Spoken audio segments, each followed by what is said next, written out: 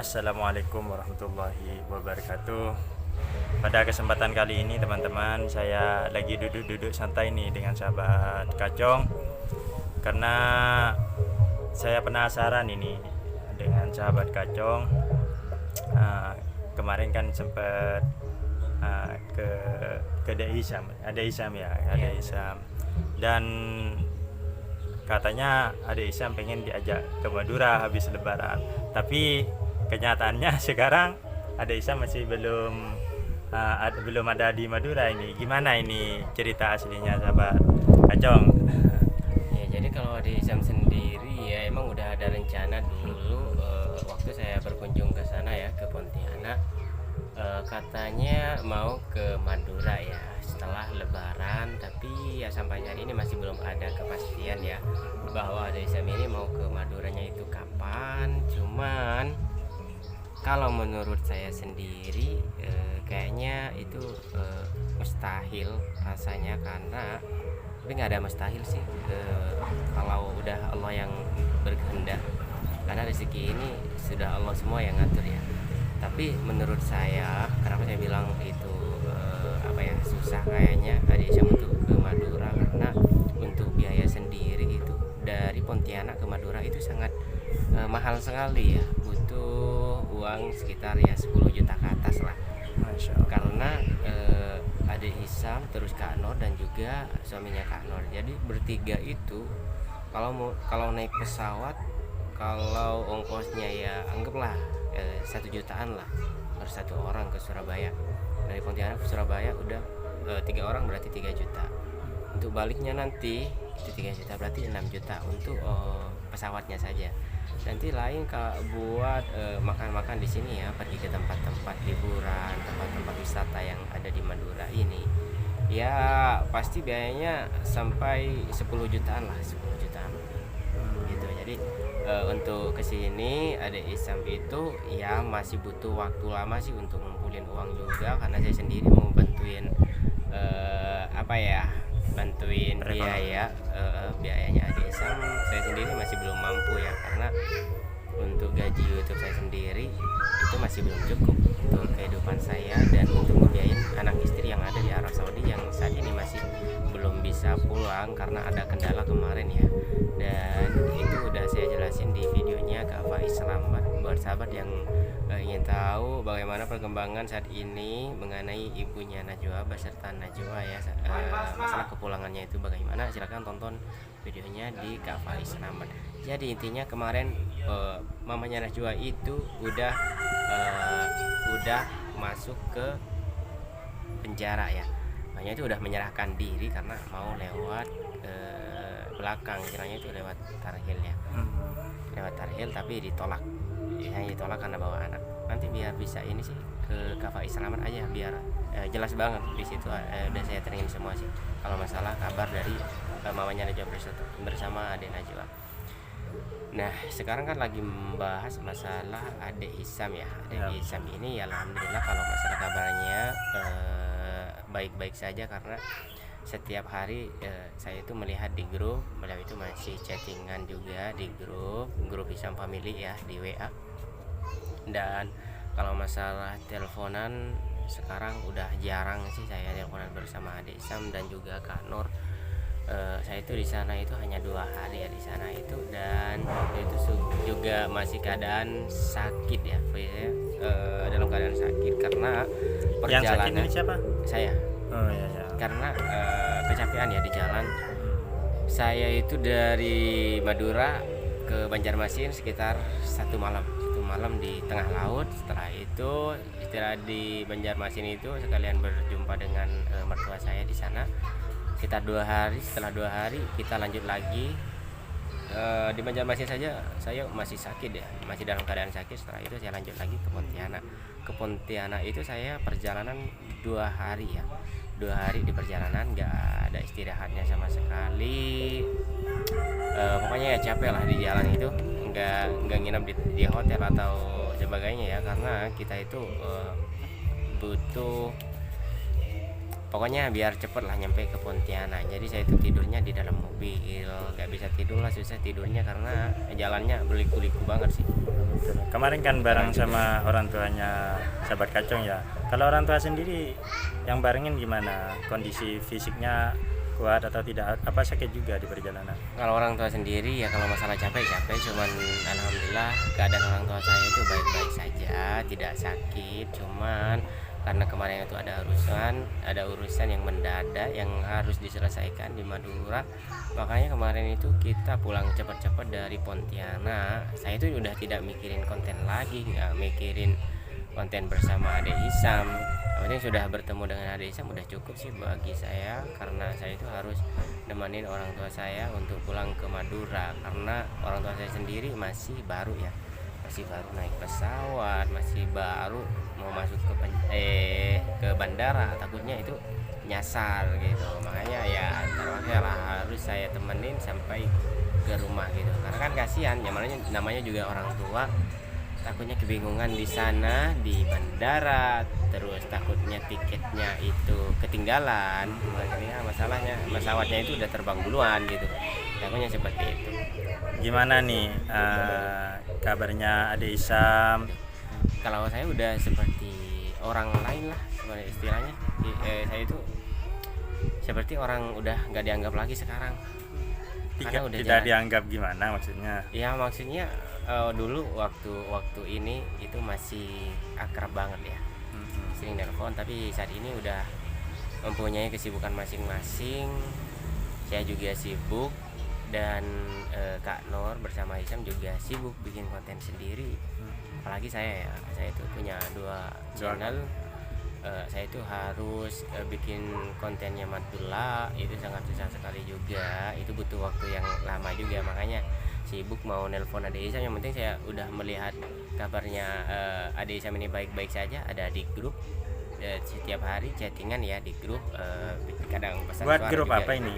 Grup keluarga Ade Isam gitu ya? Iya, grup Isam Family. Jadi di sana itu ada subscriber pada Ade Isam ya, para Ade Isam. Jadi selama pulang ini sekitar berapa kali ngubung Ade Isam kira-kira? Kalau dulunya sebelum kesana, sebelum ketemu itu sering. Terus juga sehabis dari sana, sebelum keluarnya gajinya beliau itu, karena sekarang beliau itu udah punya gaji dari YouTube, si Kak Nurnya nih, atau Kak Nur Isam Family ya. Itu alhamdulillah udah punya gaji dari YouTube, udah cair 1 bulan yang lalu ya. Itu barengan sama saya itu gajiannya, karena para YouTuber itu sama sih gajiannya itu di antara tanggal 21 sampai tanggal 25 ya, Inggris sih gitu. Jadi faktor karena melihat dari segi biaya untuk transportnya mungkin ya, karena untuk bantu dana sekarang sudah minim ya, untuk Minim sekali kalau misalnya Ade Isam ke Madura gitu ya. Iya, sangat minim sekali ya, karena susah di biaya. Terus Ade Isam juga Kak Nur juga lagi proses pembangunan Iya rumah. sih, sama-sama sibuk. Sama-sama sibuk. Terus kalau ada biaya juga kayaknya lebih dipakai ke biayanya rumahnya ya, karena biar cepat selesai gitu. Kalau untuk biaya ke sini itu kayaknya masih belum dipikirin kalau seperti itu. Yang penting ya insyaallah semoga rezekinya Ade Isam ini bertambah ya, maksudnya itu punya rezeki lebih nantinya. Terus uangnya bisa dipakai ke Madura ya, menepati janjinya dulu yang ingin mau ke Madura ya. Tapi silaturahmi tetap terjalin ya, meskipun seperti itu keadaannya sekarang. Ya Dengan Ade silaturahmi Isam. pastinya kita tuh masih silaturahmi, walaupun saya itu Agak jarang ya. ya udah agak jarang sih bersama Ade Isam. Saya itu apa ya, ada traumanya juga. Trauma gimana maksudnya? Ada traumanya juga bersama Ade Isam ini. Ketika saya itu ngumpul dulu di Pontianak, emang hati itu senang ya, senang bareng lagi bersama Ade Isam. Tapi terkadang ada sepintas dalam pikiran saya, itu bukan pikiran ya, terkadang tiba-tiba ada tiba-tiba Ade Isam, saya itu ingat waktu kejadian itu bersama Ade Ihsan sampai saya itu masuk ke penjara. Seakan-akan pengen ketemu dengan Ade Ihsan agak sedikit takut ya. Trauma. Iya, sedikit. Traumanya itu ketika bersama Ade Ihsan pasti pikiran itu nyampe ke sana lagi gitu. Jadi bukan saya itu menyesali dengan kejadian seperti itu, enggak. Cuman sedikit trauma karena saya itu membantu Ade Ihsan, tiba-tiba saya itu masuk penjara gitu. Bahkan di penjara juga lumayan lama sih, sampai saya itu ninggalin anak istri gitu. Bahkan dulu orang tua saya nih, ini saya masih baru pertama kali nih bongkar. Orang tua saya ketika saya itu masuk penjara ditangkap polisi, orang tua saya yang perempuan ya, pernah berdoa begini, jadi semoga anak saya nanti kelak setelah anak saya keluar walaupun nggak bersama Hisam, semoga tetap menjadi YouTuber, maksudnya YouTuber yang banyak viewersnya gitu, bahasa Indonesia gitu. Semoga banyak penontonnya gitu, tetap menjadi YouTuber yang banyak penontonnya gitu walaupun nggak bersama Hisam gitu. Sampai bilang seperti itu orang tua saya itu, karena mungkin orang tua saya itu waktu itu lagi panas-panasnya ngedengar anak lagi kena musibah di penjara gitu, padahal hanya membantuin seorang anak kecil gitu.